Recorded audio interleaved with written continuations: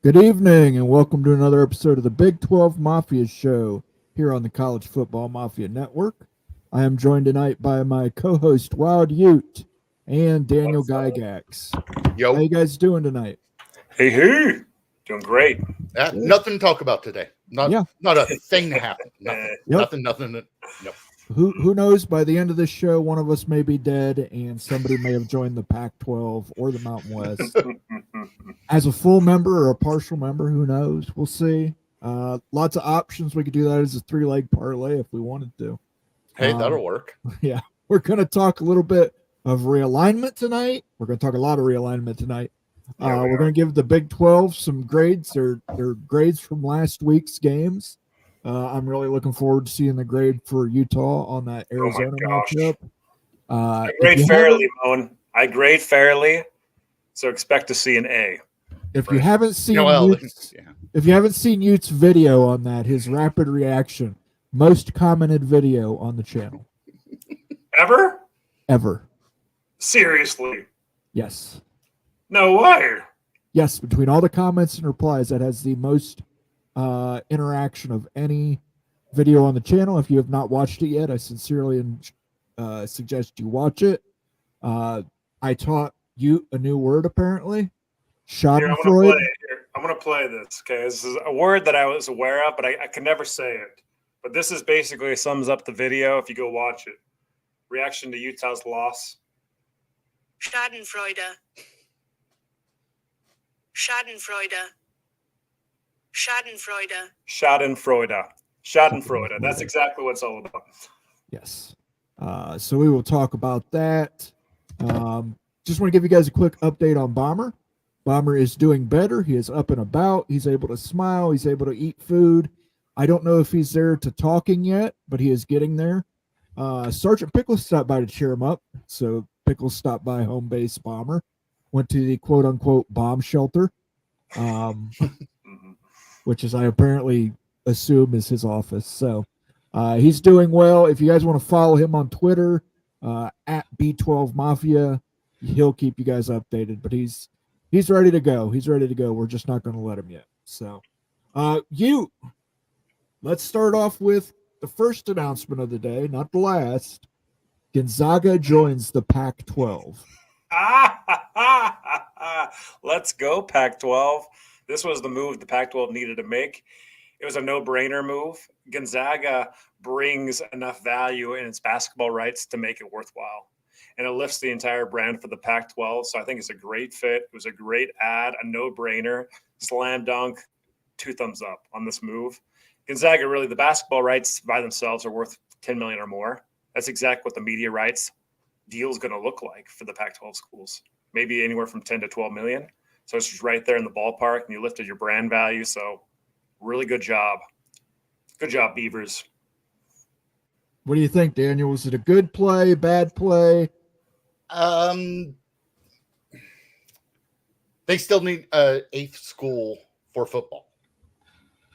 Mountain West went out there, picked up UTEP. Who is the Pac-12 picking up? Rumors everywhere. I mean, I could sit there and go through my Twitter feed, and I could give you 15 schools right now that have been in discussion with the Pac-12. I mean, I'm waiting for them to say, yeah, Northern Iowa's been in discussion. That's how far down the list I'm thinking that we're going to hear before the end of the week. But seriously, it's good for basketball. Mark Few, I'll be honest with you. Mark Few is one of my favorite coaches. For what he does in Spokane, Washington, the talent he gets there and the talent he coaches up, one of the best coaches in America. Easy, end of story. That doesn't fix Pac-12 football. Seriously. I mean, nice to have, doesn't fix your biggest problem. I don't think the problem is football for the Pac, though. I mean, they've got the best football brands. There's nobody else they can add that's even on the level par. Can you add any brands that are bigger in any sports that are relevant in basketball and football? So I think the Gonzaga ad it made sense. I mean, the Big 12 are considering Gonzaga. I think it's a slam dunk, honestly. Like, it's just, where do you go from here, right?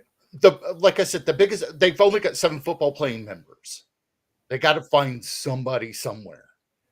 And they're saying Sacramento State, they're saying UC Davis, they're saying moving up this person, moving up that person. I saw somewhere Tarleton State was in discussions. I mean, yeah, come on, guys. No.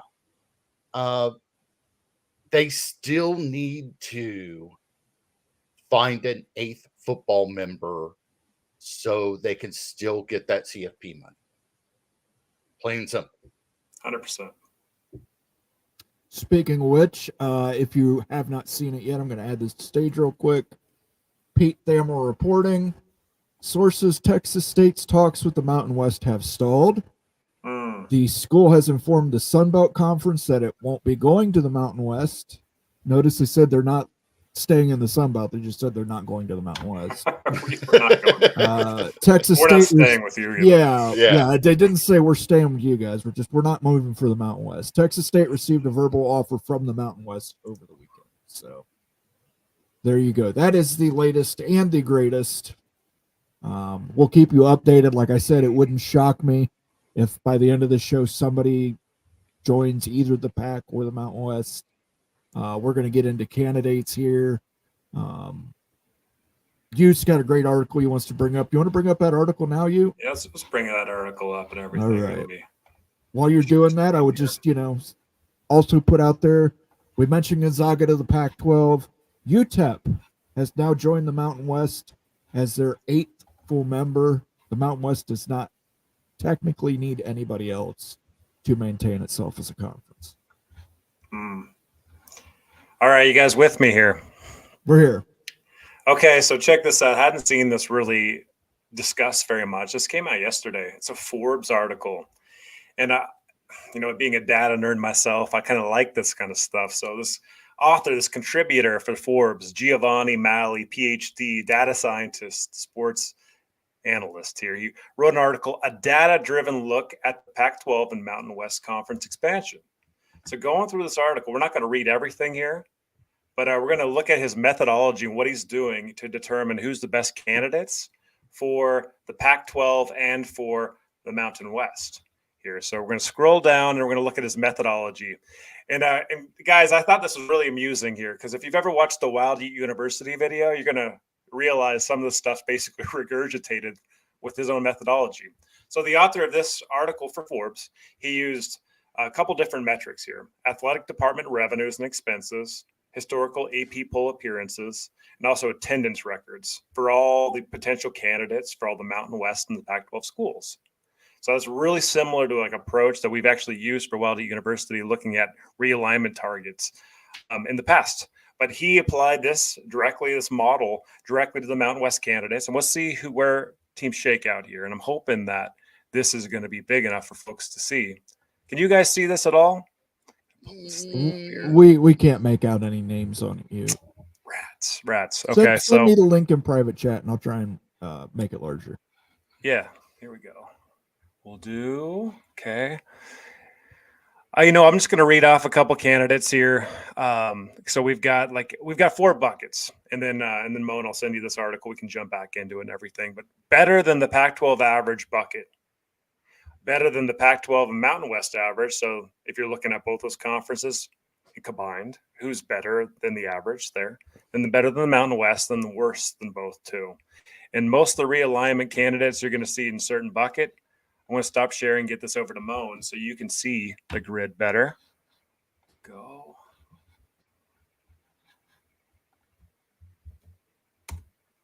All right, Moan.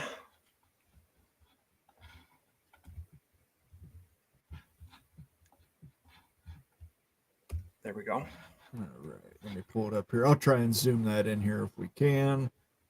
This is really interesting to looking at this too, because it reveals something that I think we all intuitively know, but actually looking at the database info too, it just kind of proves it out on what the heck you to do, what you're going to do if you're Mountain West, in the Pac-12. What are the options? Is there a good option? Was Gonzaga the best option? Yes. All right, here we go.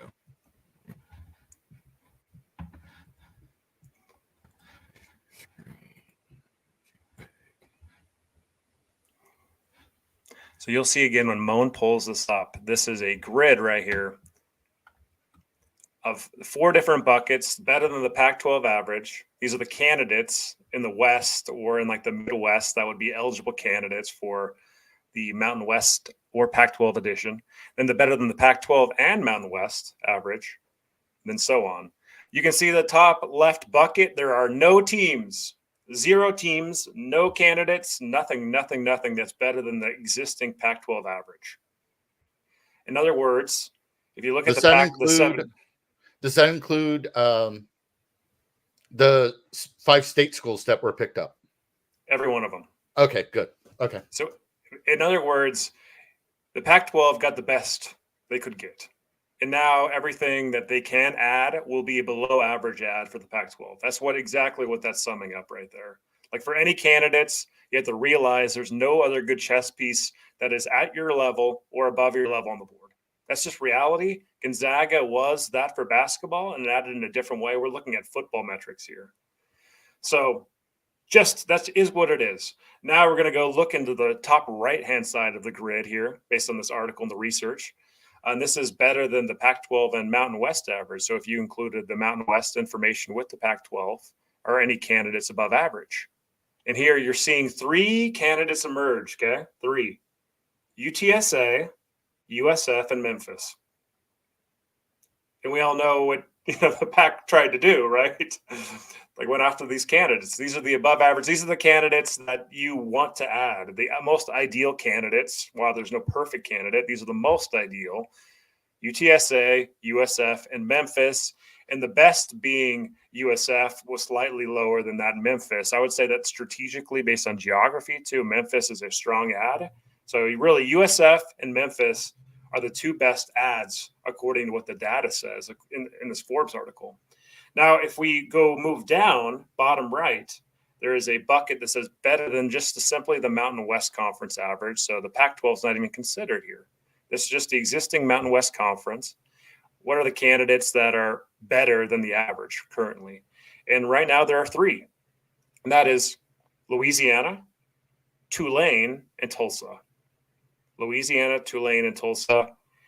Those are names that you should probably start getting more familiar with and stuff for these expansion, everything for Mountain West, because they are decent candidates that are better than the norm right now, the average level for that conference. Then bottom left is basically the bucket everybody else falls into, and that's worse than the average of both the Pac-12 and the Mountain West. So really below par candidates for both conference and their existing makeup, their existing state, with the worst being Sam Houston State, which is the lowest of the low, and the best being actually Rice and UTEP. And we all know what happened with UTEP today. They got added to the Mountain West. Yeah. Right. Interesting article. Again, Forbes put that out, a data-driven look at Pac-12 and Mountain West realignment. And again, this graphic kind of tells the story right here of who you should consider, who you shouldn't consider, and really who's just going to be a clunker. You got to add them anyway. You need 8 teams and everything, but it doesn't really matter. It's not going to move the needle for you at all. Is there any strategic reasons that you might want to do it? That's the next question you want to ask. Louisiana is in the Sun Belt, I believe. So, and Sun Belt gets paid not a lot. Right. Really shocking on Idaho. Really shocking on UTEP. Yeah, UTEP. Because I thought that number would be higher. Well, the Mountain West wouldn't have access to UTSA, USF, Memphis, or Tulane. They turned down the Pac-12. There's no way they're going to the Mountain West. But did you call over to Louisiana?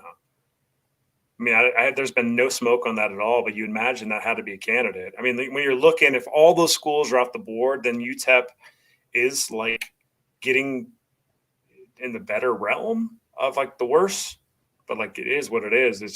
It's not a big value add. What's interesting too is Toledo's right there and like the worst in the Pac-12 Mountain West average. You got Montana State, even all like Idaho. Yeah, like mentioned Idaho, Daniel, like way down there and everything. But it's just basically pick 'em, right? It's a pick 'em. Yeah. Yeah, here's the thing. Louisiana, I think I'd be a reach for the Mountain West. That's a real reach, just based on geography. Here's my question, guys. Taking a look at this list, we know the Pac-12's not getting any of the AAC schools. Who on this list is a realistic number 8? Oh my gosh!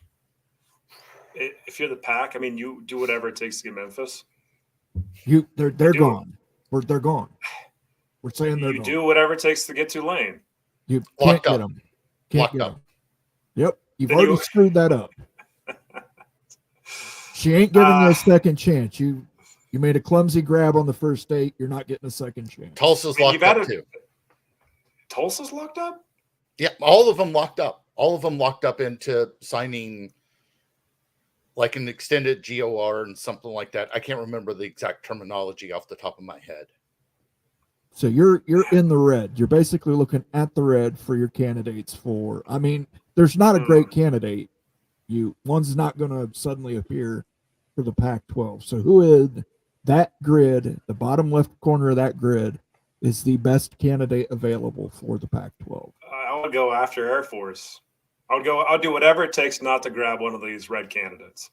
Again, Air Force has agreed that they are not going to leave the Mountain West. Locked in. Locked in. Nevada Wolfpack. Locked in. All the Mountain West Lobos. teams have made that. All the Mountain West teams have locked in agreements. Verbal agreements. There's nothing in writing. No, there is something in writing. They signed. What was that? Friday last week. Yeah, they all signed off on a letter of commitment. I'm going to put this out here. New Mexico State. They're Conference USA. They're CUSA, but I mean, if you're willing to grab Colorado State, Utah State, I don't see why you don't grab New Mexico State. And the rival of UTEP, and they're the rival of New Mexico. So yeah, and I mean, if you're planning to go further east, then later on you can add a couple schools in Texas. Then you can get a Louisiana. But right now you need 8, and I've got to look on this list and figure out who's the best number 8. Are you taking Rice? I don't know Rice that you or can North get Texas. Rice. I don't know that you can get Rice. How in the world can the Pac-12 conference not get Rice? Like that can't be a reality, right? Like AAC, they all locked in. Yeah, look at this. Like, look at this list right here. Like, look at how strong the Pac-12 average is, and like, we can't add a school like Rice. That doesn't even make sense. They're committed to the AAC. They're committed. Everybody in the AAC is committed. So the Mean Green are in the AAC, right? Yeah, North Texas. Yeah, North I don't Texas know too. North Texas. Yes, they just joined the AAC. Okay. I said this before the show. I've learned more about G5 schools in the last 3 weeks than I ever intended to. So we're saying that Louisiana's in the Sun Belt, right? The Fun Belt, yeah, I think. Why don't you add 2 schools and then just dilute the crap out of the media share? Add Louisiana and somebody else in the territory. Louisiana and Texas State. Louisiana Tech is Sun Belt. So I don't know what that buyout is, but the contract is low. It's like really low. It's like a couple $1 million a year low. That's the recommendations here. So Louisiana and add Texas State, the both of them, add them to the Pac-12, give them a fourth of the media rights distributions, which is more than they're making now, and then call it a day. I see in chat everybody saying Sac State. I'm not that far from. Well, I'm hour drive from Sacramento. The sports radio station I'll listen to is out of Sacramento. You want to know how many times they've said the word Sacramento State in one sentence? Not a lot until the past maybe 2 weeks. And rumor is that the main reason why Hornet Stadium's kind of a dump.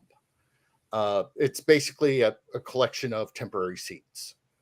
So yes, building that stadium up has to be done. But the back rumor is on this is here in California, to build anything, it takes monumental effort.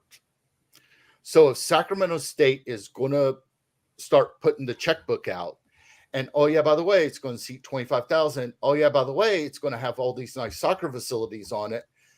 Sacramento's been trying to get an MLS team for 10 plus years. And that's the rumor on it, that they're going to work on getting an MLS team in there. And if Sacramento State does move up to FBS, great. But the city and county, with their kick in at Hornet Stadium, basically they're trying to get an MLS team. Yes, it will be on campus, but didn't the MLS team, whenever they first started in Salt Lake, they played at Rice Eccles, correct? They did for a few years. Okay. Mm-hmm. So I thought. So yeah, that's the back rumor on that. Take it for what it's worth, because it's a rumor. It's still, I mean, Sacramento State it's a big commuter school, is all that is. Sorry, fans of the Hornets. Sorry, fans of Herky. It's a big commuter school. Same thing with San Jose State. I'm going to ask you the same question I asked you. What's the best pick for number 8 on the Pac-12? Oh, I would say New Mexico State. All right. So that's 2 New Mexico States. You think they should grab Louisiana and 2 Texas schools. I don't know if those Texas schools are going to be available. Texas State might still be out there for the Pac-12. It was very interesting in that tweet that Pete Thamel wrote. They told the Sun Belt they would not be leaving for the Mountain West. That is one of those technically true statements that I have a feeling is going to come back when Texas State joins the Pac-12. And they're going to go to the Sun Belt and said, well, we said we wouldn't leave for the Mountain West. We didn't say anything about we wouldn't leave for the Pac-12. So, you guys, I think that I'm not sure that the AAC, the American, actually, I don't know if they've signed anything. I think it was just a recommitment to the conference. I don't think there's more teeth to the AAC than there was a few weeks ago. I was just trying to look at that and everything. If you can find any information, I'd love to pull that up and everything. But if I'm the Pac, I am not settling until I get Memphis and USF Tulane. I think that's the answer. I think everyone knows that's the answer. That's what the data says. You just get it done. You get it done. You add a Gonzaga now. You are clearly the best G5, G6 conference. I don't know. You're saying they should overpay and add an additional stipend, uneven revenue distribution to obtain Memphis, Tulane, and USF. I'm saying that actually adds benefit in different ways because it nukes a conference and potentially the media rights agreement for the American goes bye-bye, and then you can negotiate a better deal. So you need to consider doing that. You're nuking a TV deal to add to a TV deal that you're projecting out. You're asking them to leave an AAC where they have a contract, they know what their media rights are, to a conference that does not have a contract, that only has estimates and projections. That's a bold move to ask somebody to do. Right? I mean, Gonzaga did it. Boise State did it. San Diego State did it. Utah State did it. We've had 7. I know, and because they did it that way, they kind of shot themselves in the foot. They did. I mean, they separated at 6 and figured these spots are just going to be, these AAC schools are just going to accept it. And that's going to be our 9, and we'll stick at 9. Or they might have thought 10, getting UTSA. Oh, that'll be our 10, and that's what it'll be. And they found out, maybe those AAC schools didn't want to join as much as they thought they did. And they've been playing scrap with the Mountain West here over schools. They had to overpay to get Utah State. Now you want them to overpay again to go reach and get Memphis and Tulane? And I don't think it takes all. I don't think you overpay for all of them. You overpay for the wedge. Who's the wedge? What? One of those schools leaves, the dam's broken. They're not going to stay. If Memphis is gone, why would you stay if you're USF? No one can name the conference anyway. I mean, it's clearly well below the Pac-12. The Pac-12 just needs to get real nasty here and take them out. Well, here's the thing, though. You got to remember, how many East Coast slots does the Pac-12 have? 0 at the moment. At the moment, Mountain that's West? correct. Yeah. So How many Mountain West? 0. 0. The East Coast time slot is just more valuable than West Coast time slots. This is the same reason the Pac-12, the original Pac-12, went away. There was just not enough value in a West Coast time slot. They needed East Coast time slots. So it's hard to tell a school like a Memphis, a Tulane, a USF, schools that are likely to get called up to a power conference if something happens to the ACC. Those schools are going to be your most likely called up. They've got a media contract that exists. They know what their media payout is. And they've got East Coast time slots. So they're going to get better time slots and they're going to get in the pack. Guaranteed time slots. Yes, guaranteed time slots. So that's the big thing. And the Pac-12, I mean, maybe they'll come up with a CW deal and a deal with this group and a deal with that group, but nobody knows. I mean, that's the biggest issue. Yeah. It's surprising to hear that because it seems like such a no-brainer move, honestly. Like, and I get like, yeah, it's a risk, but guess what? You're only making like $8 to $10 million a year. Like, you're not getting rich in American. You're not getting that much exposure in the American. Like, come on. I don't think you're getting, like this is I don't the Big think Ten. you're not getting any richer in the Pac-12 and you're losing exposure. You're not losing exposure. That's going to be the best G6 conference, G5 conference. I don't think it's any better right now than the AAC. Look at the AAC schools, look at the Pac-12 schools. I could sit there and draw a line right between all of them and say, Memphis is your Washington State. I just went stupid for a second. Oregon State. Oregon That's State completely is your fair. Tulane. So now, come on, guys, stop it, you guys. No, okay. Tulane has been to Tulane has been to a January 6th bowl or a January bowl, one of the New Year's Six bowls, a lot more recently than Oregon State. You guys think Tulane's on the same level as Oregon State? I think once what about Oregon Boise State? They're the best of all of them in football. I think when Oregon State and Washington State decided that they were going to be G5 schools, that took quite a bit away from Oregon State and Washington State. It did. It showed that, hey, we don't anticipate what drugs I'm on. Filthy, I'm on lots of drugs. Some for recreational and some for medicinal purposes. But listen, I think when Oregon State and Washington State did that, I think it just kind of put the mindset, at least to me, that they're a G5 school. They lost the luster. I understand that they moved down from Power 4, not by choice, but they moved down from Power 4. That was beyond their control. But when they accepted it, to me, it shows that they're a G5 school. So I'm going to put them on the level of other G5 schools. What about San Diego State and Boise State? G5 schools. I guess and maybe San Diego State even more so. I'm a mountain guy, right? Like I'm out here more in the West, so I guess I've got biases over here. I see these teams. We talk about these teams. We don't talk about the East Coast teams, right? That makes sense geography-wise. So maybe there's that going on here where you guys. Well, I mean, Dan, you're in California, right? So you're all the time. Yeah.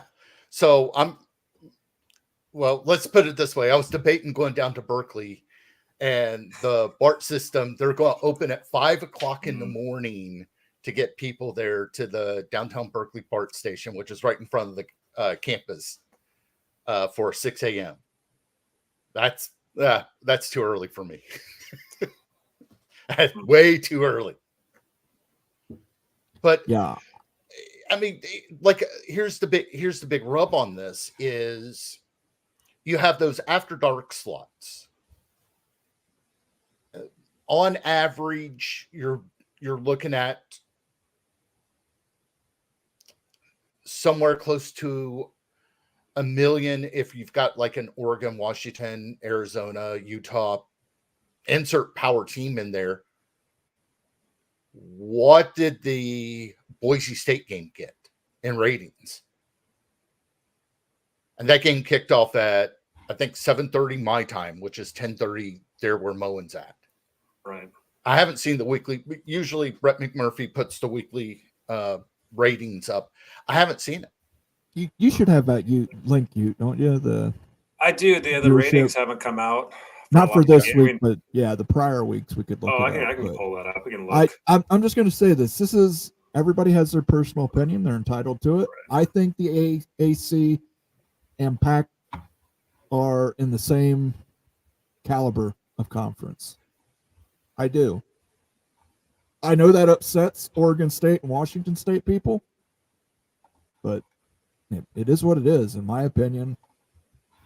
AAC, Pac-12, two sides of the same coin. So, and the reason why being in the Central Eastern time zone is so important, about 75% of the population's Eastern Central time zone. You go further west, number goes down. Yeah. Here's what I think the Pac needs to do, gentlemen. They need to merge with the MAC conference and become the Pac-Mac or the MAC Pac. The MAC Pac. Fresno State at Idaho. Yeah, MAC Pac is back. I'm much more bullish on the Pac-12 than you guys are. This Gonzaga ad, I think, was brilliant. And I think they've got 7 good brands, and you got a basketball brand in Gonzaga. So you've got something that nobody else in the G6 have right now. I really think so. I think valuations-wise to Boise State for football, and I think Oregon State and Wazoo for football, your 3 best commodities. For basketball, you've got San Diego State. You've got Gonzaga. You've got some really nice pieces right there. And Colorado State as a market, you got Utah State. I just don't think it's as dire as you guys are making it. I really don't. I don't think it's saying it's dire to make it an even counterpart to the AAC. I just don't think it's better than. But the AAC, we can't even name the schools in the AAC. We're talking about North Texas. We're talking about James Madison. We're talking about schools that really have no brand at all. If you ask the common person to name the teams in the conference of the Pac-12, they would say Oregon State, Washington State, and Boise State.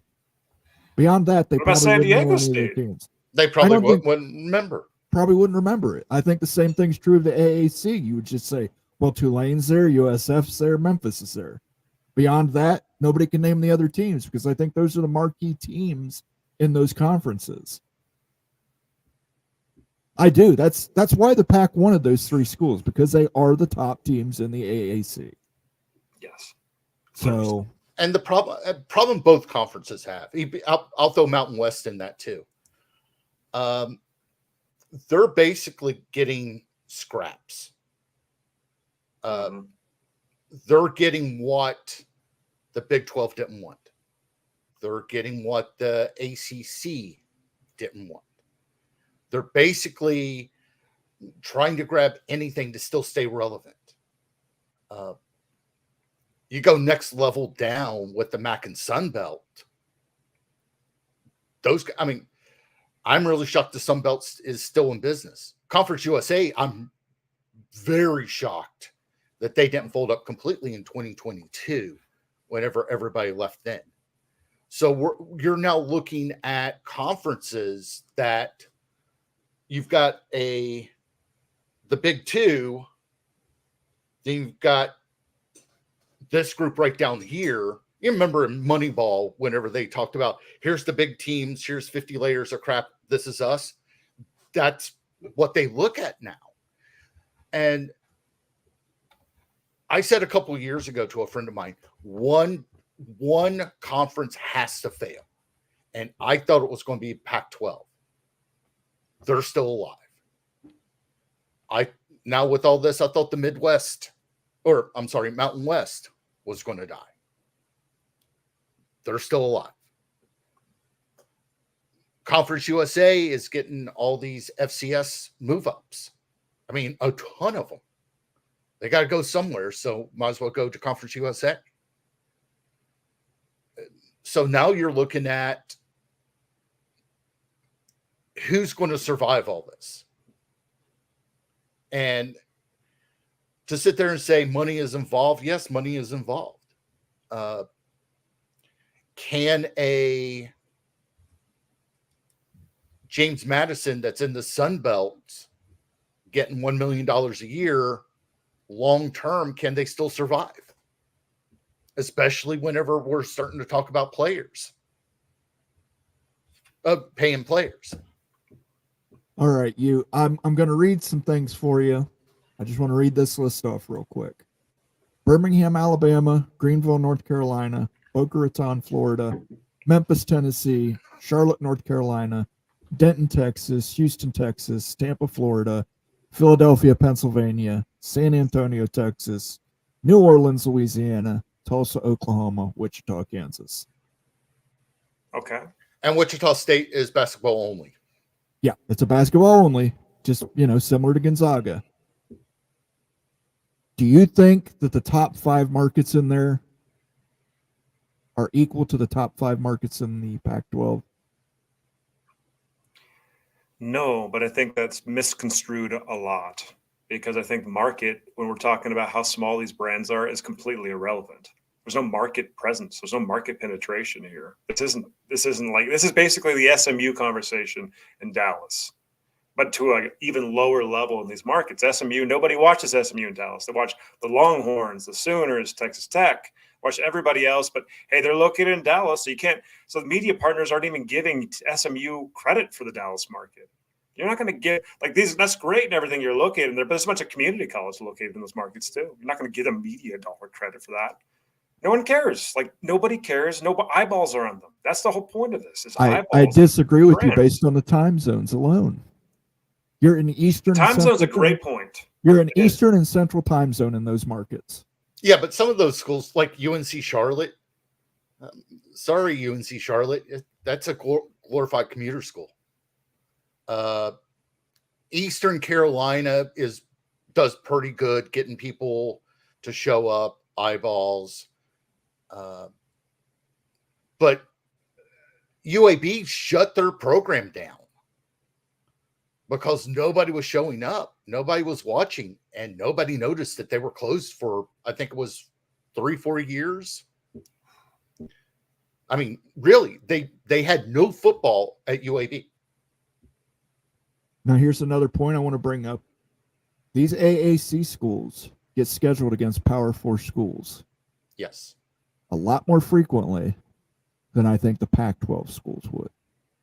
You see Charlotte playing marquee games early in the season against big. Yeah, they're the cupcake that gets beat up. Nobody's going to deny that. UAB is the cupcake that gets beat up. A lot of that's location. Rice, USF. Memphis would have been this year, but they ended up beating Florida State. They clearly were the cupcake that struck back. But, I mean, these schools get a lot more exposure in the AAC just because they're based in that time zone in those markets. How far is Tampa to Gainesville, to Miami, to Tallahassee? Let's go with Charlotte. Go right up the road to Raleigh, Durham, and Chapel Hill. East Carolina. Don't forget East Carolina. East Carolina. Yeah, East Carolina to the Research Triangle is only, I think, like a hour drive, something like that. All these schools are relatively close. They're bus trips.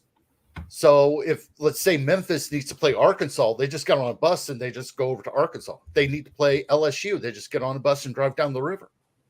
Right. That's the reason why they're scheduled so much. My main point in this is not to shit on the Pac-12, but to put out there that people are saying, well, it's a no-brainer. Those schools should have left for the Pac-12. Well, it's not a no-brainer. They've got guaranteed money. They've got guaranteed exposure that you can't base your future on what might be. You got to base your future on what is. So, I mean, I can understand why it was a tough decision for those schools, and I ultimately think it was the right decision. Okay, so here's the Wild Ute recommendations. Great points. Listen to them all. The media, like the television window inventory is a thing, right? And basically throw brands out. You need to add more potential time spots. If you can't go to the Eastern, then you go to the Central, right? And so really, you're at 7 teams right now. Gonzaga is not going to be playing football. recommendation would be to add 3 teams at a severe discount on their media rights if they're willing to accept it. You can't get any American schools. We've already hashed that out and everything based on how it's locked. So the Louisiana Raging Cajuns is number 1. Get Louisiana, get the North Texas Mean Green, and the Texas State Bobcats. Those 3 ads right there for the Pac-12. Make it a 10-team football league. You add more potential time slots in the Central Time Zone, and then you call it good. That's very reduced rates, though, for those ads. So you want uneven revenue distribution. Basically, the same kind of deal that Cal and Stanford got going over to the ACC, or something like it. Just has to be a little more sweeter than what they've got now. But their exposure is going to double, so they'll be attracted to that.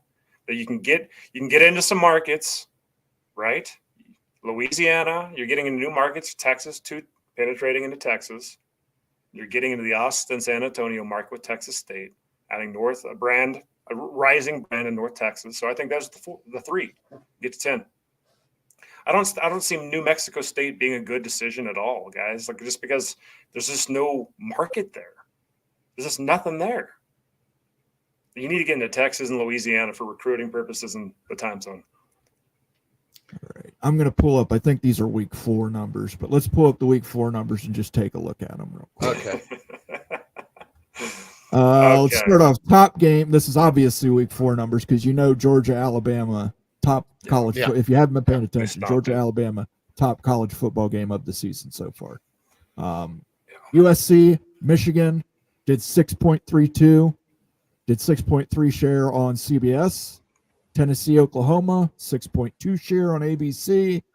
Illinois, Nebraska did a 4.2 on Fox. Illinois, Nebraska. Marshall, Ohio State, 3.9. 4 million people watch Marshall just get run out of the building. That's why the Big Noon game was there, of course. Yeah, no, yeah. We all know that. Like, it's still.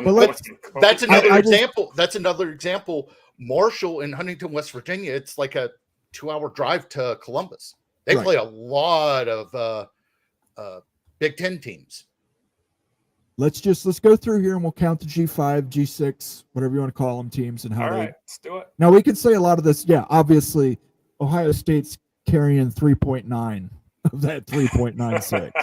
Okay, we'll throw that one out.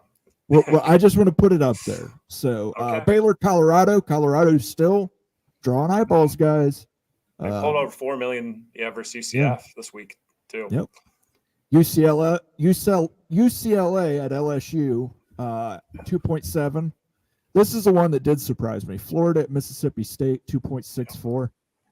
We got to go back to the vocabulary word Schadenfreude was the only reason people were watching that, to see if Billy Napier got fired. That was the only reason people watched that. Then we've got the Utah at Oklahoma State game, which only did 2.14. Arkansas at Auburn, 2.02. NC State Clemson, 1.9. Iowa, Minnesota, 1.89. Miami, here's our next G6 school. Notre Dame. Of Ohio playing Notre Dame. So Notre Dame drove everything. On national NBC. Yes, but they've got a national game there, because they are in the East Coast and in a market. Just Notre Dame, though. Like, it was on national TV on NBC. Let's scroll down a little bit more. Let's get deeper into this. We'll see really who's getting what. USF Miami, 1.25 million.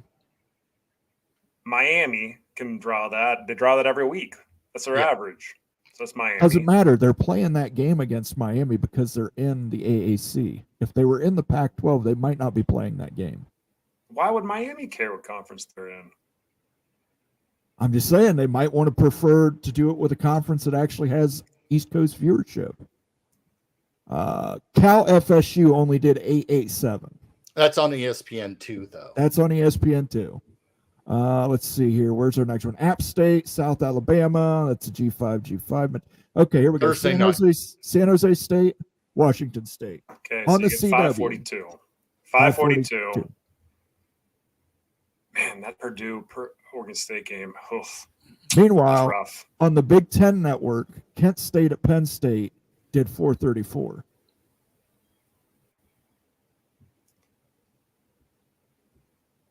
There's Arizona State and Texas Tech. Dang. Yeah, 410. That's on Fox. Some of these games on Fox Sports 1, you know. Here we go. Tulane, Louisiana. That's a matchup. So they go Boise State, Portland State, 248. And that's the only. Tulane got 86,000 versus Louisiana. Whoa, hold on. Yeah.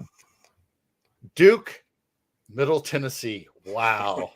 53K. UTEP and Colorado 53K. State, that big 56. But I'm saying, you know, even with that 53K, it's at least measurable on the rating scale. I don't, you know, I just think that it would be foolhardy for the AAC teams to leave what they have now for potential, because I don't see the potential there.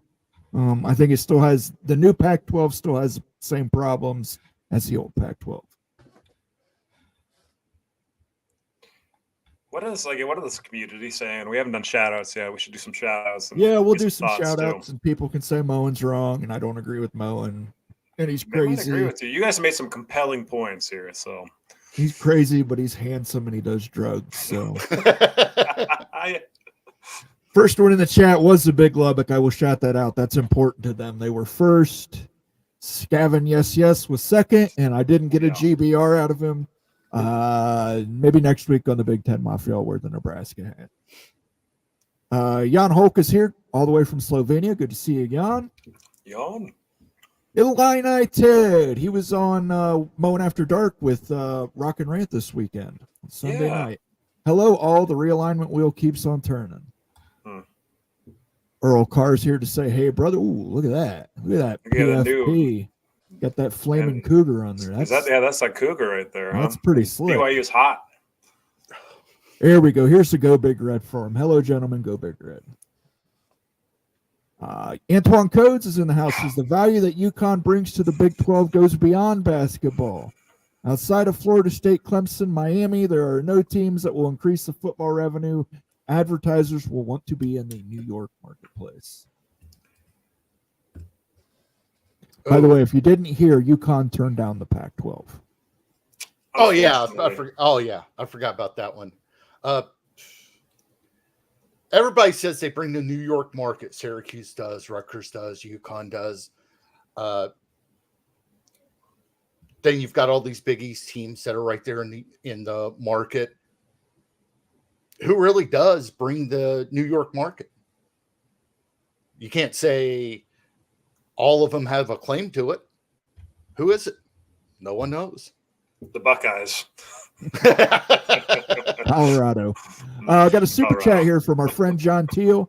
New Mexico State would be bridge, then Sac State equals 11. Yeah, I mean. Oh, okay. I see what you're adding. Okay, yeah, adding the Texas schools in Louisiana, like you suggested. So I think that you do go with that. Like, it makes sense to get into Texas and into Louisiana, and I believe that the Raging Cajuns, they play in New Orleans. Am I thinking of that right? Real close. No, Lafayette. Yeah, which isn't too far away. Like an hour away, maybe from New Orleans. It is between Baton Rouge and New Orleans, so you're looking about an hour and change, give or take. I mean, that's a pretty dang good strategic ad. I mean, the recruiting down there is pretty primo. So it might not be a bad idea. TV time slots, recruiting, strategy. No, everybody brings up recruiting. How many recruits are going to say, no, I don't want to play here where mom and grandma and my family can see me. I want to go all the way out to Corvallis. I want to go to Pullman. I want to go to Sacramento. Very few. Very, very few.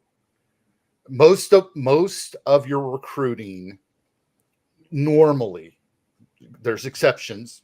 Mark Few is one there at Gonzaga.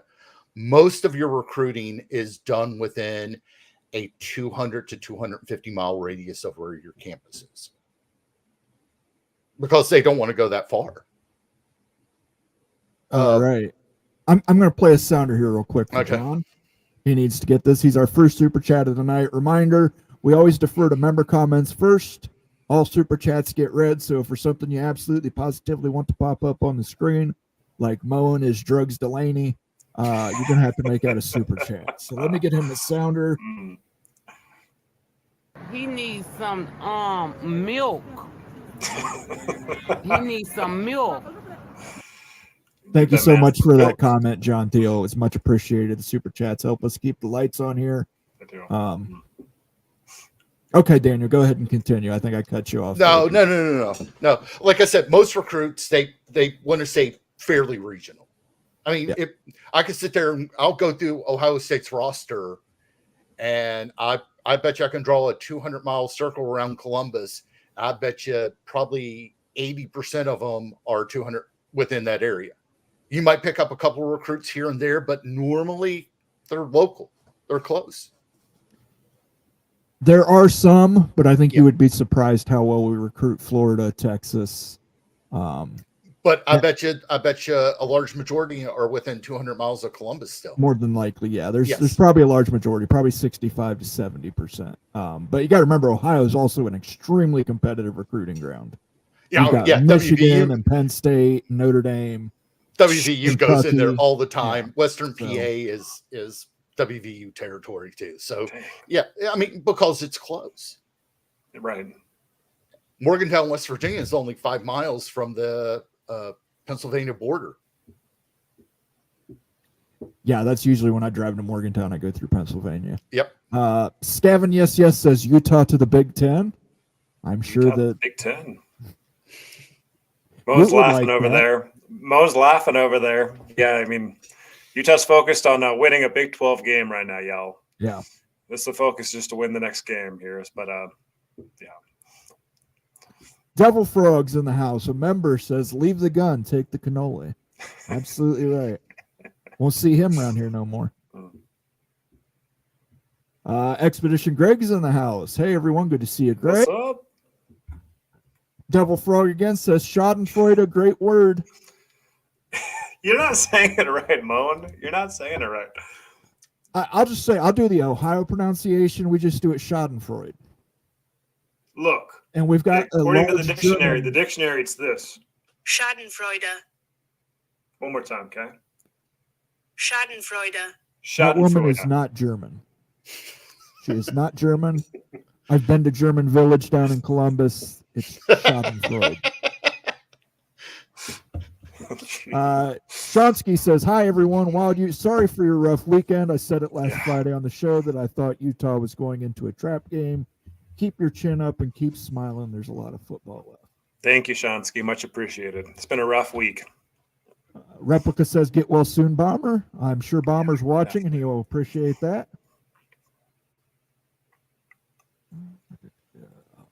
Illini Ted says, I understand the Pac getting Gonzaga. I just am not sure Gonzaga is making the best basketball move they could unless there are moves coming. Or are more moves coming, I should say. Okay. Here, let me give you your stat of the day on this. This is from College Basketball Central, Kevin Sweeney. This is his stat with Gonzaga being in. 6 of the new Pac-12 members all got at-large bids in 2024. All 6 of them. Because St. Mary's was the one that won the West Coast Conference last year. So. There you go. I got another super chat here from John Teal again. Thank you, John. Funny you bring up Ohio State. Their NLF QB is from California. Bam has a NFL QB from California. Everyone dips into Texas and California for recruiting. It matters. One of the key reasons we went and picked up USC and UCLA, that California pipeline. But like I said, a large majority are 200-mile circle. Yeah. It's Ohio's a football state. Yeah. We treasure our Friday night lights. So yeah, you have a lot of high-end recruits coming out of Ohio State, out of the state of Ohio. But we're not afraid to go into Florida and compete against Miami, Florida State, UF, any of them. Where the 5 stars are, that's where we'll be. Yeah, exactly. Thank you, John. Thank you so much, John. Oh, another sounder. Let's give him Ute's favorite. They've been sucking you, and you're sick of it. I get it. Gee, you're a bad man, Moan. You're a bad man. Stephen Veitz in the house says geography should still be a factor in expansion efforts. I wish it was, but that ship sailed a long time ago. That ship sailed whenever West Virginia joined a conference in Texas. Right. Bingo. And then USC and UCLA joins a conference based in Chicago. Yes. And Cal joined a conference based in North Carolina. Mm-hmm. Yes. We've lost our minds. Coy says North Texas. It's an option. Yep. Steve wants to know why Louisiana is eliminated by geography, but Tulane isn't. Tulane's a big enough brand that it didn't matter, but Tulane wasn't leaving without South Florida and Memphis. They would have travel partners on the East Coast still. Adding just Louisiana to a Pac-12, that does not give you any more East Coast travel partners. You might get some more Central Time Zone travel partners in Texas, but you do not have any more East Coast travel partners. Mm-hmm. Clem Moses says Sac State, that $35 million showed up overnight money laundering, I guess. Oh, their quarterback left, by the way. Yeah, because Sac State. Yeah, yep. Mm-hmm. He wanted to get NIL money because he heard about the $35 million, and they were like, "Oh no, we don't have that money," and he up and left. No way. Yep. Cloak and dagger, baby. Cloak and dagger. There's no cloak on this one. This is all dagger, baby. It's just all straight dagger. Straight dagger. Mm-hmm. Rice would rather be in a conference with Tulane. Completely understand that. Both highly thought of academic institutions. Yeah, makes sense. That does make sense. Clint Moses says Texas State or Sacramento State. Nth degree photography, Nathan Bussey. Can't do Sac State because they need 2 full years to come up. Correct. La Tech is in Coosa. The Coosa. Oh, I thought they were Sunbelt. Sorry. Texas State and North Texas are the best choices from Texas. The largest public school is not in a P4. So I think, obviously, Texas State might be on the Pac-12's radar. Again, Texas the way State that has to be. again, the way that tweet was worded is they informed the Sun Belt that they were not leaving for the Mountain West. They didn't say we're not leaving. You can't leave Texas State on an island, though, if you add them. They might be the number one target in that area, but you have to go and get more schools near them for travel purposes, just to make life Mexico easier. State. I think it's Louisiana, North Texas. And that makes sense. And New Mexico State geographically makes sense too. I just don't know. There's just not a lot of juice there. Not a lot of upside, in other words. Mr. Ed Wayner says Texas State. He's agreeing with you. Texas State makes the most sense for the Pac-12, along with another Texas school. And so you're saying North San Marcos. Texas? Yeah, you say North Texas would be the market to go to.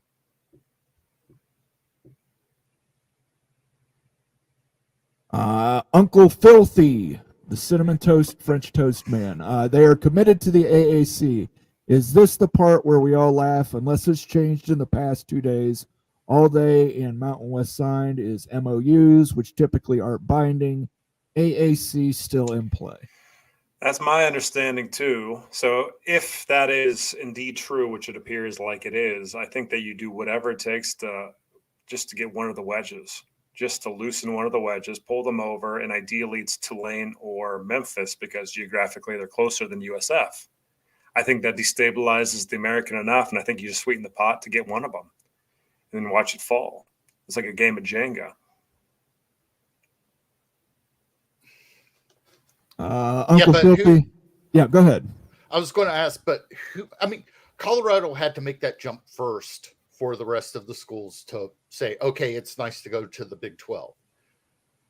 Who is going to be that school to say, yes, we're going to make that jump. We're going to go to the Pac-12. That's the thing. I don't think they're looking around. They're like, well, we've got something pretty good going on here. Why take the chance? Make them an offer they can't refuse. Yeah, overpay for somebody. That's basically what it comes down to. I hear what you're saying, but there's certain things that the Pac cannot offer them.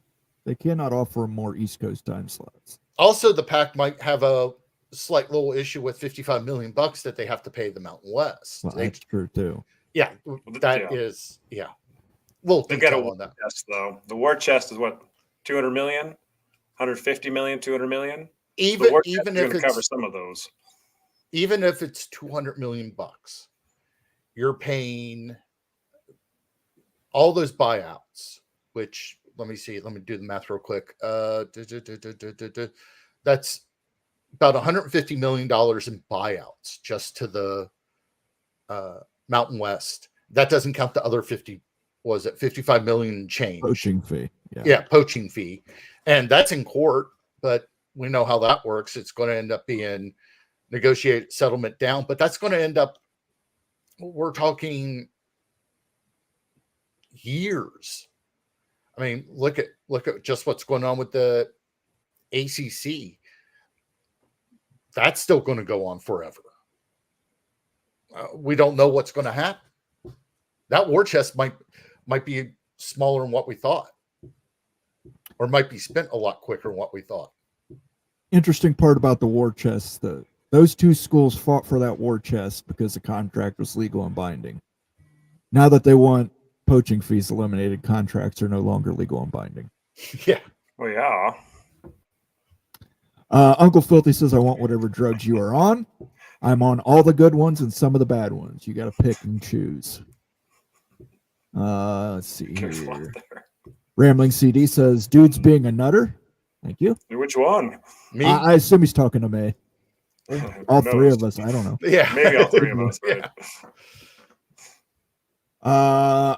Uncle Filthy's using bad language. I love the choose to be G5, not effed into oblivion. They made that choice, though. They did decide to become a G5 conference. They still had another year that they could have waited, but they chose not to do that. So they are now G5. I will view them as G5. Stormy Cyclone says, hello, guys. Sure hopes it rains so I can watch some football. It's been raining here It's in harvest Ohio time. it's been raining in Ohio for like 7 days, but we needed it because we were in a big drought. So Jeff Morgan says they got regulated. Yeah. Yep. Relegated. Shonsky is also giving bad language. Wow, you guys are bad language tonight. G5, G6. Who gives a S if there's no automatic bid to the CFP? Remember, it's a top-ranked G5, G6 school that gets in, so why move and make your chances smaller? Think about it. Got a point there. Yeah. Better to be a big fish in a little pond sometimes. Shonsky says, again, a CFP invite way outweighs maybe $1 million more in TV revenue. Stormy Cyclone come back and says Pac-Man conference. I'm good with it. You could rename the Pac the Man. I'm fine with it. I like that. Come on, let's get to the report card soon here for the Big 12. Yep. I'm just cruising through. I want to get some member comments done. Yep. Lenny Ted real quick says we were looking at the Pac and Mountain West Conference, probably only both going to 8 football schools, so Coosa survives yet again. Coosa.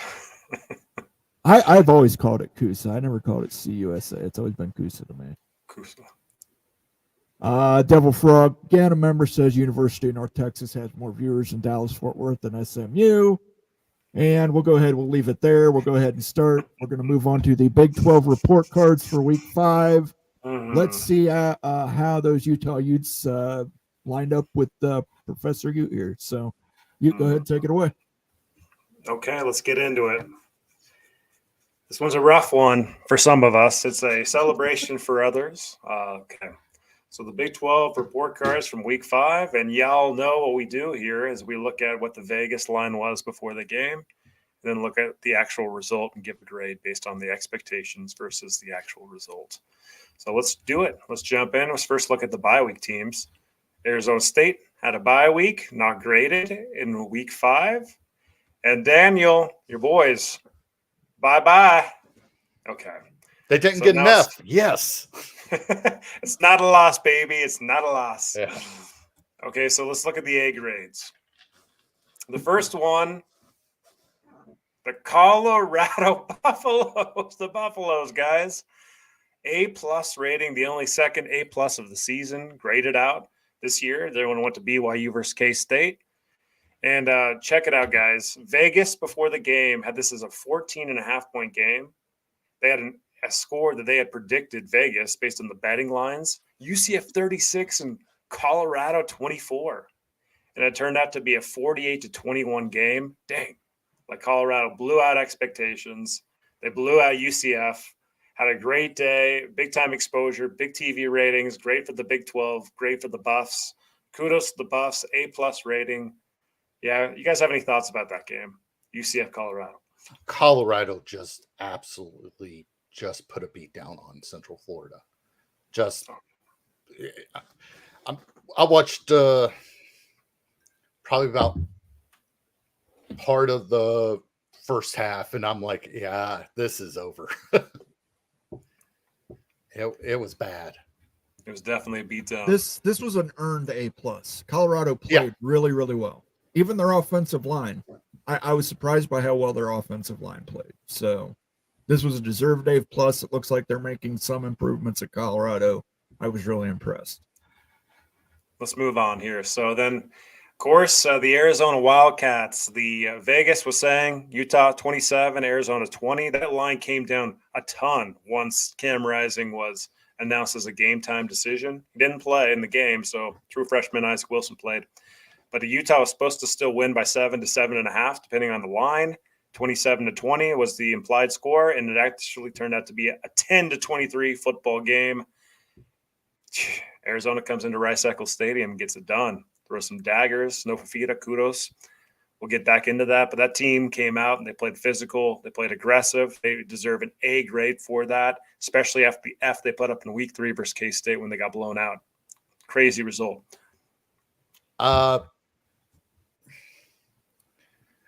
It more looked like Utah lost than Arizona won. Utah they just did not look like they were ready to go. Plain and simple. And maybe Cam Rising gets that 9th year of eligibility. Who knows? He's got one more year if he wants to play. He really does, believe it or not. I will say this is a game I fell asleep to on Saturday night, Sunday morning. That gives you fell asleep to it? I fell asleep to it. No. And I put that on Utah. Utah's offense was anemic, to say the least. Yep. So back shades of last year. We'll talk about the Utes in a good bit. for Arizona. Good for Arizona. Okay, here we go. Another A goes to K-State Wildcats. Look, check out the K-State grades, guys, over the week. So C-, an A, then an F, and then an A. They are up and down. This conference is freaking up and down. That's kind of what tells you. Most of the teams just grade out up and down every single week. But Vegas had this game 32-27. K-State blew out that expectation, 42-20. They just totally housed Oklahoma State. It wasn't really close after the first quarter. Man, I was a little surprised that the Cats got it done that strong. But really, Oklahoma State looks like a much worse team than anticipated. It really shocked me because I watched K-State the week before, and they didn't look good. Didn't look good at all. So good bounce back game. Great bounce back game for the Cats. All right, here we go. And the last A goes to A- here for the TCU Horned Frogs in Arrowhead Stadium. Vegas had this game 31-29. KU beating TCU because it was a home game for KU at the Chiefs Stadium, Arrowhead Stadium. The actual result was 38-27. TCU beats down beats down Kansas, and Kansas is on a tailspin down. TCU gets it done. A good victory, bounce back game, A- grade for the Horned Frogs. Good game. Especially where they lost to SMU the week before. I mean, just got housed by SMU. Yep, that F grade. Look at that. FA. Yep. Like, that's kind of what we're seeing here. That up and down nature of the Big 12 is kind of crazy how that is. But those were all the A's. We're going to go look at the B's here. The BYU Cougars get it done down in Baylor. They survived that game. They had a 21-0 lead. BYU's playing really good football this season, guys. We all know that, but they've graded out the best out of any Big 12 team every year, according to the expectations of Vegas and everybody else preseason. A's and B's all the way through the season. So the Cougars are playing fabulous football, phenomenal football. They held on. They got it done. They were supposed to lose, and they won that football game. So BYU deserves their dues. Right now, they're the one of two undefeated teams in the Big 12. And seriously, they're playing dang good football and they're crushing expectations. So who knows what the high point for this team is this year. I wonder if Bomber's going to come off his rant from where he, what was that, 4 weeks ago, something like that, where he said Rusloff was a bum. I don't know, but listen, I watched some of this game. You shouldn't blow a 21-point lead. No. It's like BYU spent everything they had in the first quarter and then a little into the second quarter. And then they just played trestle ball, That's all I can say. They played conservative. They didn't play for the win, and they let Baylor come back on them. So they can't do that. They've got to figure out a way to stop doing that. Welcome to Utah-based football. That's the Utes and that's the Cougars, apparently, with the philosophy of the coaching staffs. It's get a lead quick and hold on for dear life. This is how they play football. So get used to watching that from the Cougars because that's what the Utes do. Kalani Sitake is a Kyle Whittingham guy. So that's really who they're going to be, likely. And that's what the Utes do, too. So Cougars still versus the expectations. They exceeded expectations, B-plus grade. And again, kudos to the Cougars for playing so dang good this football season. They've crushed expectations. They've been the best graded Big 12 team this year so far. That's coming from your rival, too. Okay, let's take a look-see at Iowa State. Iowa State gets a B. They shut out Houston 20-0. Houston sucks. Because Houston really sucks at football. But, they were supposed to beat them pretty bad. Supposed to beat them by 17. You shut them out. You beat them by 20. Hey, that's good enough for a beat. I thought Willie Fritz would have, at least do better than what Holge did. Holgerson, I want to say last year they went, 3-9, something like that. And I thought Willie Fritz would at least make it look better. But, oof. Yeah, they have looked rough for the last few weeks.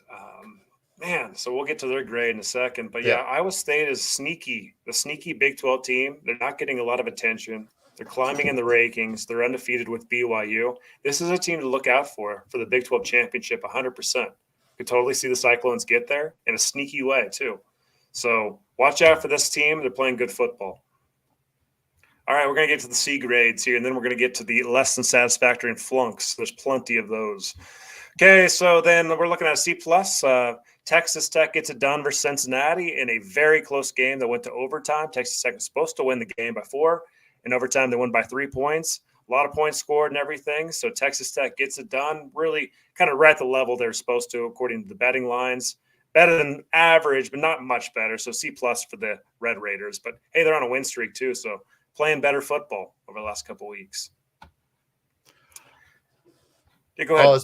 I was about to say that they look like what they were supposed to. I think that they preseason grade was 9th, something like that in the conference. Yeah. They're playing good football, and they're going to be a dark horse for the Big 12 championship game. They really are at the end of the day and everything. So they're flying below the radar based on the first few weeks of the season, but that's a team to watch out for. Iowa State and Texas Tech hanging out below the radar. They might just uppercut you too in a couple weeks. So C+ this week for them. And then on the flip side of that, Cincinnati gets a C-, almost put them into D status and stuff, but kept them at a C- because they did lose by a lower margin than anticipated by a point. They scored. We went to overtime, give them some breaks and everything. They didn't play a terrible game, but they got beat. So slightly worse than what you'd expect. So C- grade for the Bearcats. Their logo looks like a C-.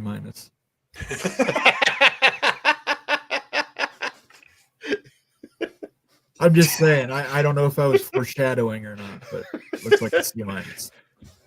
Moan, you've got to be. It does look like a C. It looks like a C, C? not a C Minus. minus. Well, there's a minus below. Look, C Yeah. minus. I wonder if that's why, like subconsciously gave him 2 C minus grades. You never know. Maybe. Fascinating. All right, C minus for the Bearcats. Bone. I'm never going to flip that. That's going to be stuck in the mind forever, right there. So, When you see it. okay, let's go to the less than satisfactory. We're getting to the stinkers here, and these are the slightly stinkers, and we're going to get to the big time stinkers. Okay. All right, so Baylor loses on their home turf when they're favored to win versus BYU. They almost came back, but they didn't. They're on a 2-game losing streak after losing on a Hail Mary to Colorado the week before. When you're favored and you don't get it done and you lose in your home field, you're going to get a D or worse. That's just usually how it's going to shake out. How many checks have hit Mac Rhodes' office for the buyout for Dave Aranda? That seat's burning hot. I think the question still remains: who gets fired first, Aranda or Napier? It's going to be Napier. It's because going, I think the pockets at Florida. I don't know what Baylor's like. If the pockets are that deep, I don't know what their funding situation is for buying out Aranda. I don't know. They've had tough losses, comebacks that didn't work out, letting Colorado throw the same play on you twice, and That was horrible, right? losing the game in a victory cigar formation. I don't know that Aranda lasts the season. I think they may have to move and take him out and put somebody in as an interim while they start a coaching search. Well, you can see here too. I mean, these are based on the Vegas expectations, and they're still grading out below like at the average level. So they weren't supposed to be that good this year, and they're still playing worse than expected. Yeah, Baylor. So that kind of sums it up right there. But they get a D. Almost came back, but didn't versus the Cougars. So we'll move on. And this team right here is the tail spending team in the Big 12. And just look at the grades for this team, like D, F, C minus. I almost flunked them, but I gave them a D minus just because it's just been such a tailspin. So bad right now for KU. The expectations going in, this team would compete for a Big 12 championship. ESPN FPI had this team winning the Big 12. And they have won 1 game and lost the rest. 1-4. I cannot believe KU is in this predicament. Jalen Daniels, everything's just going wrong right now. It's just crazy what's going on in that program. You lose by 11. We were favored to win and everything. That's going to get you a D minus, maybe even a flunk. Maybe that's generous to give them a D minus, but you've got to turn things around big time in Lawrence. The old Kansas is back. Yeah. Yes. Town Hawk, one of our resident Kansas Jayhawk fans, says, "Why bother on grades? We are dropping out for a scab dock workers position." Yes. You're dropping out of school. There's a dock worker strike on the East Coast, so everybody who's enrolled in Kansas is dropping out, heading to the East Coast to take up those positions. Like you've got to play at the average or above average level one of these games, right? You can't just keep underperforming based on the expectations, which are lowering every week. Like, I don't know. They've got a tough know. one this weekend, I think. Trying to remember who KU they have. play. Trying to remember, but I forget. Hold on. KU's got we got Arizona State. ASU. Okay. At Arizona State. Yeah, they're going to be favored to lose that football game, probably. Vegas, sure. All right, so let's move on. The Jayhawks need to turn it around. All right, now the failures. Okay, so Houston Cougars, 2 Fs in a row. FF, when you score 0 points and you lose by 20 and you just look so anemic, that's an F. If you can't score a point, you're going to get an F. That's it. I don't know what's going on there in Houston. There needs to be big changes, wholesale changes to change things around because they're looking like the dogs of, the Big 12 football. And I don't know when that changes. Bring back Tom Herman. They should. Really should. Where's he at now? FAU. Okay. Yeah. So F grade for Houston. All right, another F grade thrown out here for Oklahoma State for that just stinker performance that they played versus K-State. They played a good first quarter, handed it to Ollie Gordon a bunch of times, and he was rumbling and bumbling. He looked great in the first quarter. It was a close game. And then they just decided to give the ball to Alan Bowman to throw it a million times and throw interceptions galore. Makes no sense why they moved away from Ollie Gordon.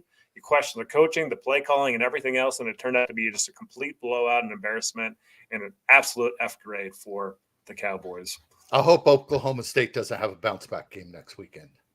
Oh, yeah, they've got the Mountaineers, don't they? Yes, they do. In Stillwater, right? In Stillwater, yes. Mhm. So the trend is seeing these Fs and then like go A the week after, Daniel. That's what we're seeing this a lot in the Big 12. Yeah. Hope they don't have a bounce back. We'll see how that goes. Yeah. All right.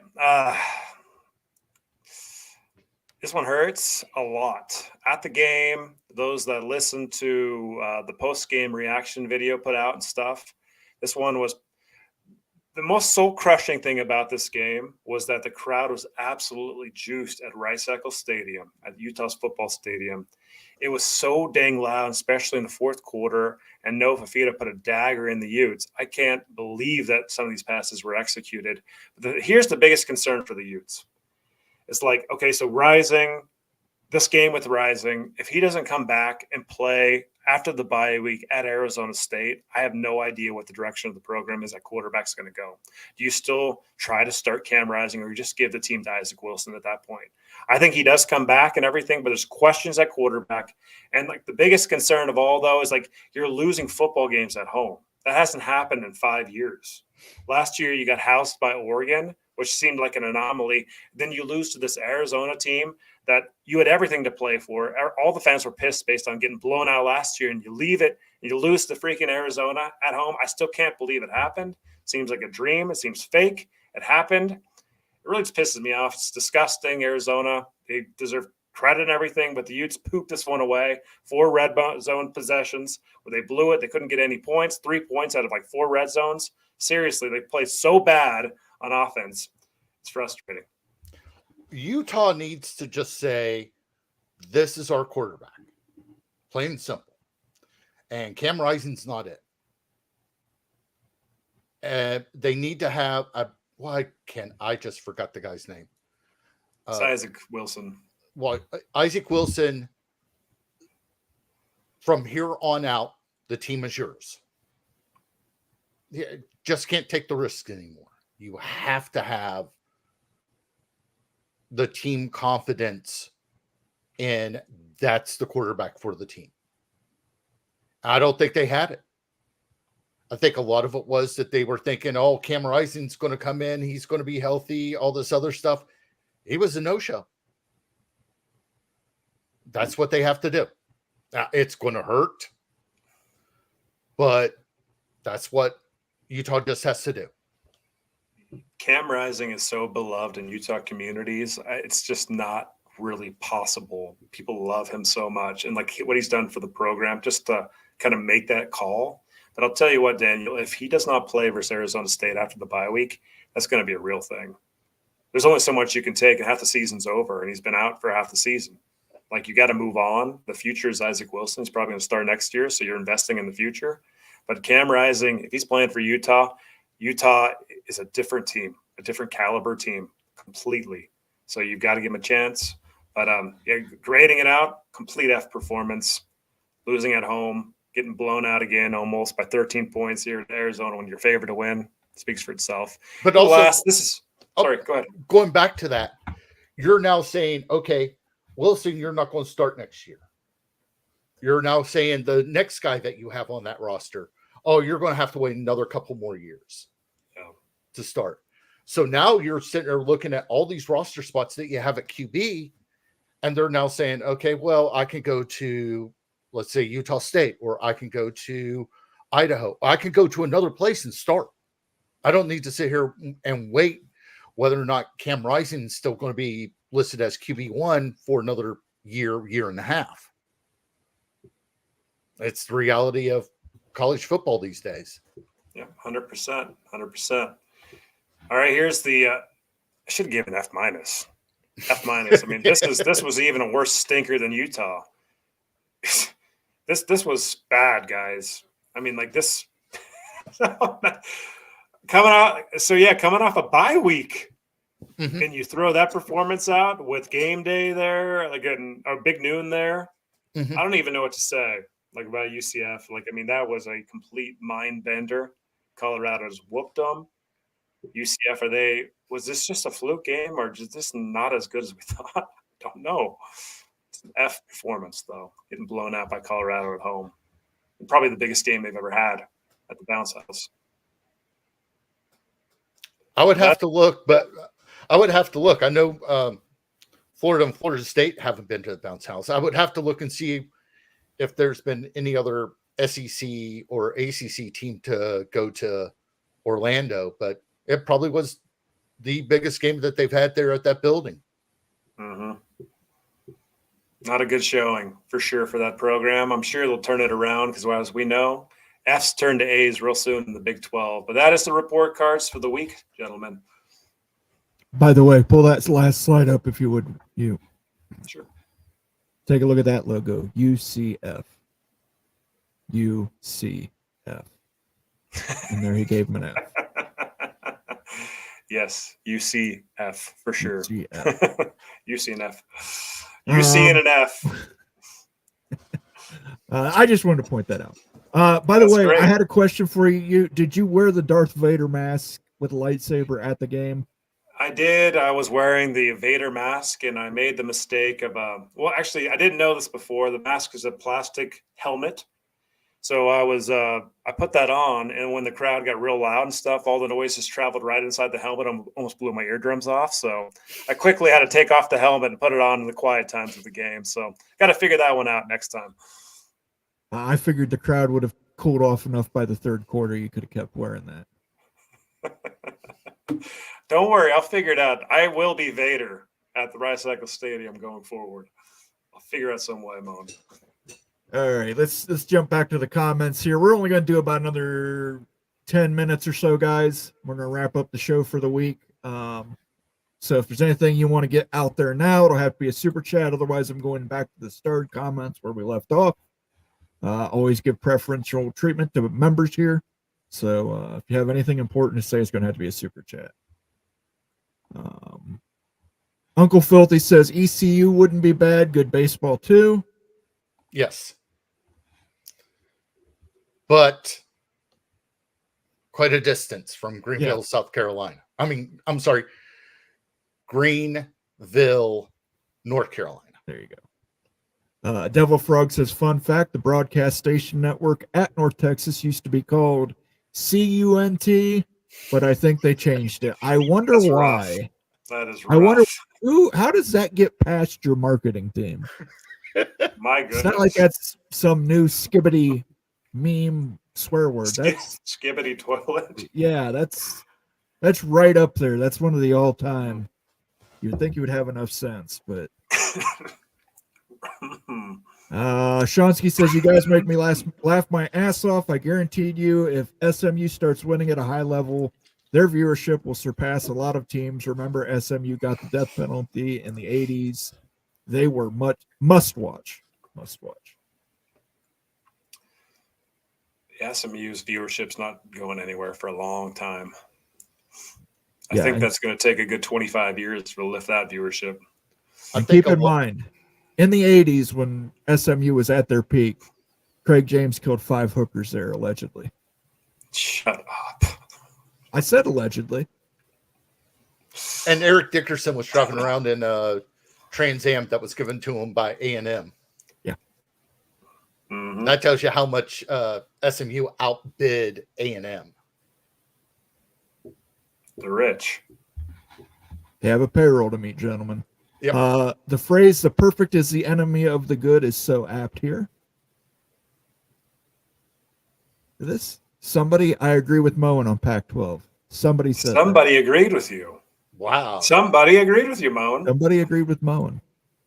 Shonsky says the Big Ten is always going to get viewership. Their conference is located in the most populated area of the nation. Can't help that. Can only play where you're at. They stabbed the Pac in the back. Their brother. Free pizza doctrine. Alliance forever, right? Alliance forever, baby. I never forget GBR. Go Big Red. All right. Mhm. I'm sorry. I just saw it in your first message and thought that was odd, but you did correct yourself, or you corrected me. Who's snagging North Dakota State and South Dakota State? Depends on Big if those. Sky. Yeah, it depends on if those schools can come up with the $5 million necessary to move up to FBS. Asking a lot, but if I was the Mountain West and they were free of clearances, I would just grab them for the brands. Somebody says the SEC is the most regional conference. No argument there. 100%.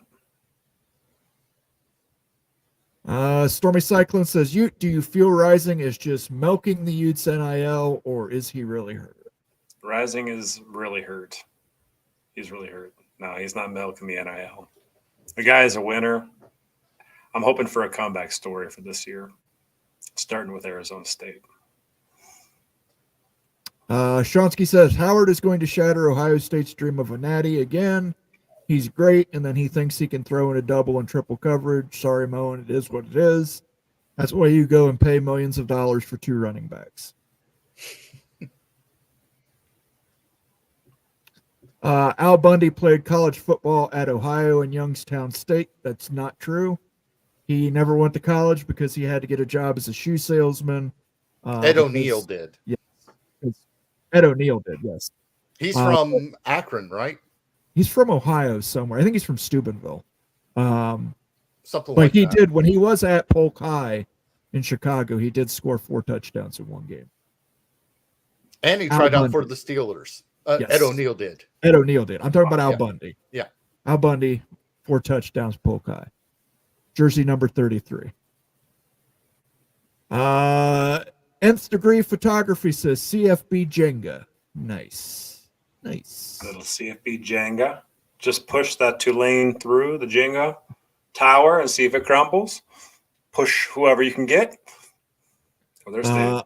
Uncle Filthy says the war chest is $265 million. If it's $265 million, you can do a lot of damage and play It's a lot more of than what Jenga I with thought. that. If it's truly over 200, right? Yeah. Yeah. I was thinking that was like 150 and change. But nobody has an exact number out there. Illini Ted says the difference is Colorado and other Pac schools were on a sinking ship. The AAC schools are already on a stable ship. True. Shonsky says, wow, you better watch out for Colorado. The Utes week, this is their secondary, and Colorado is going to expose them just like Arizona did.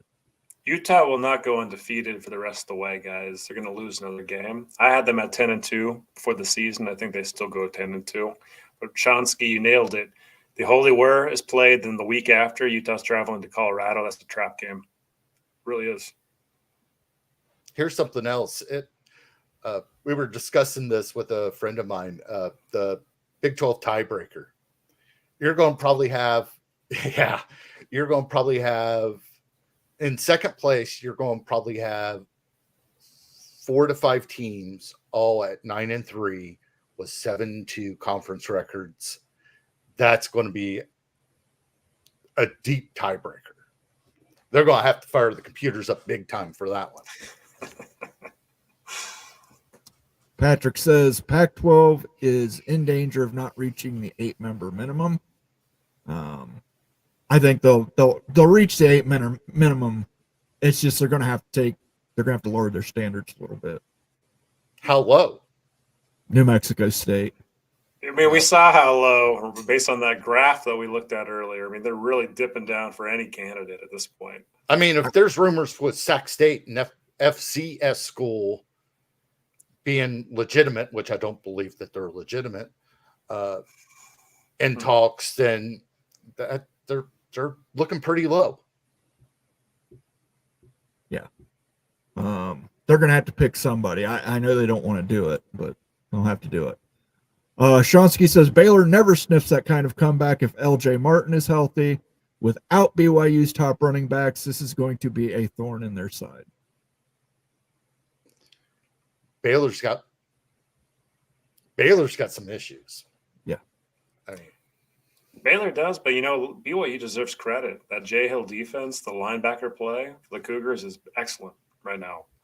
So they deserve to be one of the highest ranked Big 12 teams, undefeated. So they're in a good position here to make a Big 12 run, which is like you guys, like BYU's won 5 games already. They had 4.5 games in the Vegas line before the season. They've exceeded expectations to a nuclear level. Yeah. And it's really impressive, actually.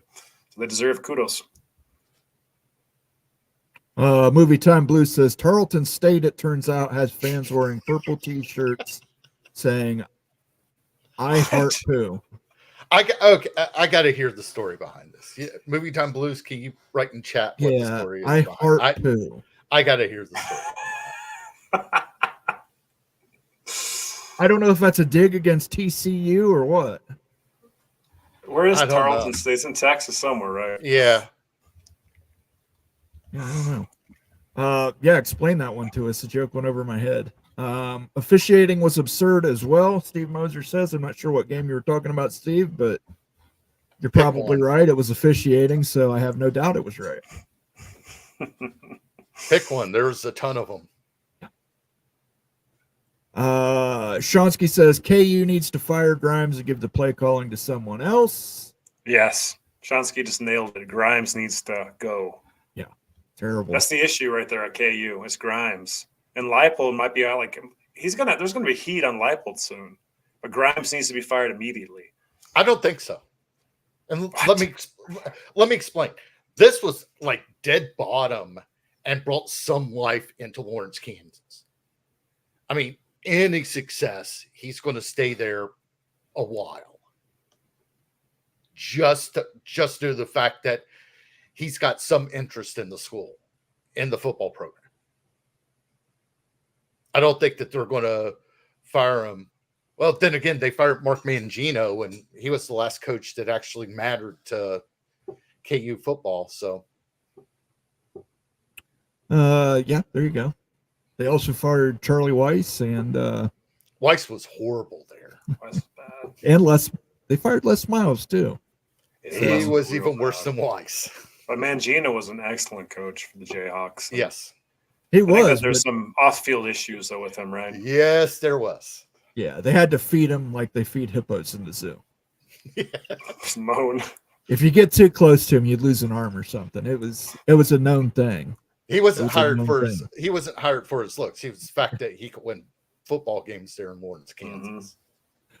Towtown Hawk responds, Shonsky, the co-OC called the bowl game where we put up 600 yards against UNLV, who we then lost to at home 9 months later with the current OC. Put that guy in. Put him in, coach, and then he follows that up as that is who people are calling for to call the old Colt Nicky style. Cuddle Nicky. That's a great last name, Cuddle Nicky. Yeah. He's making big money at Penn State. Mm-hmm. Keep Chopping wants to know, maybe Rising is trying for a medical red shirt. Look, he's already got one, guys. He's already had a medical red shirt. I don't know if he can get two. He's only a junior. Like, he's got another year of eligibility. I'm not joking. Like, he can come back next year if he wants. I love his because he's got his COVID red shirt still. Yeah, his rookie season with Methuselah was fantastic. AMAC, tell us how you really feel. Don't hold back, you. I let it out there. Towtown Hawk says, hope UCF has a bounce back against Florida. I think we all hope that. We want to see Billy Napier get fired. I think that was a game that we kind of thought it would be, that it would be the UCF game that leads to Billy Napier getting fired. So do we still think that? I don't know. That game, I was pretty sure UCF was going to get the win. When you go on a bye week and then you get blown out by Colorado at home with all the exposure on you, then flipping that around and going to Gainesville the following week on the SEC network, I don't know if this goes well for UCF. I could see UCF lose this game. Possible. Like, I get Florida sucks, but I mean, how's this UCF team going to bounce back after all of that emotion and toll and everything what happened on Saturday?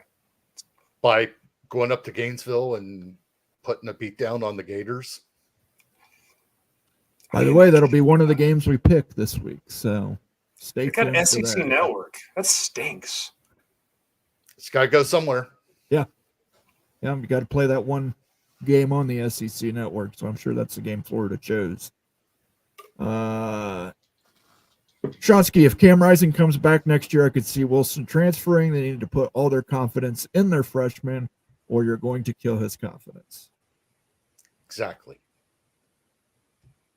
SMU donors will buy ratings. They better start putting some strippers in the stands then, because They should buy attendees, right? Yeah. I've said that before, that they should pay people to fill the stands, just like the Oscars has Free seat beer, right? fillers. Yeah, just give them free booze, get some homeless people in there, food, pizza. Shonsky says it's not only the 5 million fee to move up, it's the infrastructure and NIL commitment and millions of dollars and staff. FCS to FBS is going to become non-existent. Mm-hmm. But for the time being, still a possibility. There's people still paying the money. Tawtown Hawk wants to know if you're from Michigan. You're not from Michigan, are you? Nope. No. Not from Michigan. Yeah, Not if he was Utah. from Michigan, I wouldn't associate with him. Come on. Leopold and Norvell were both huge names a month ago. Wild times. Yeah. Mr. Edwiner says Tarleton State is in Stephenville, Texas, about 1.5 hours southwest of Fort Worth. Art Browse coached Stephenville High School to multiple state titles before moving to college. There you go. Okay. Maybe Baylor should go after Browse again. I don't think that's going to happen. Gil, Weiss, Beatty, Miles, good grief. Oh, I forgot about That's Beatty. rough. I was trying to remember the other one that was there.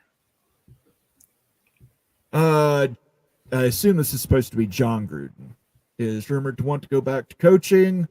Would he be a fit at Florida? He'd be a fit anywhere. And I Gruden's think a he's good going to have a coach. hard, with some of the stuff he said in those emails, I think he's going to have a hard time in recruiting. Just my opinion, because everybody else is going to be bringing that up. Here, and the other part with Gruden is he's never, to the best of my knowledge, he's never coached college. And I can list a decent number of NFL coaches move down to college and think, oh, this is going to be easy. And they're out the door quick. Yeah, So- it's very rare you get that crossover that a great college coach becomes a great NFL coach, a great NFL coach becomes a great college coach. So I can only think of one, Jimmy Johnson. there you go. And that's the only one I can think of too. So Yeah. It wasn't Saban. Oh, he was horrible at Miami. Except that one time he said, "I'm not leaving for the Alabama job." And Then then- left for the Alabama. then left for the Alabama job. Mhm. All right, guys, we're going to close it up here. What's your one for the road? You? Interesting observations here in the realignment space. Again, I think Louisiana is a pretty good candidate when you're like shaking it out. Texas State's a no-brainer too. North Texas, those are the three recommendations for the pack. On the Big 12 side, looking at the rankings, it's really strange to kind of grade it out because like a lot of schools just can't play consistent football. It's up and down, up and down, up and down across the board outside of BYU this year and everything. So that's what folks predicted before the season. This is going to be a wild conference race. It's turning out that way too, but pretty shocking to see that. So we'll see what happens this next weekend. All right, Daniel, I want to thank you again for sitting in here for Bomber. What's your one for the road, sir? I'm hoping that Oklahoma State does not have a bounce back game. Shut down Gordon. There you go. Yeah. I'm hoping likewise. Go Mountaineers. I wore my West Virginia hat for the Big 12 Mafia show. So Best looking hat you have. I wouldn't go that far. Wouldn't go that far. But I've got a West Virginia hat that is not Michigan colors. So that's something to be proud of. So we will see you guys maybe tomorrow. Check my Twitter. We might do a members only stream tomorrow at 8. Depending on what happens, probably 5 teams will announce for the Pac-12 and the Mountain West sometime tomorrow. So Stay tuned to my Twitter for that, at Moan After Dark. We will definitely see you on Friday at 7 o'clock for the Big Freaking Friday show. We're going to do our picks. We're going to do a new thing with the parlays. Should be a fun time. So we will see you then. I want to thank everybody for watching. Make sure to hit like on that stream. Make sure to leave a comment for us. Those things all help. Ute says go Utes. Daniel and myself say go Mountaineers. And we will see you guys next week. Bye-bye.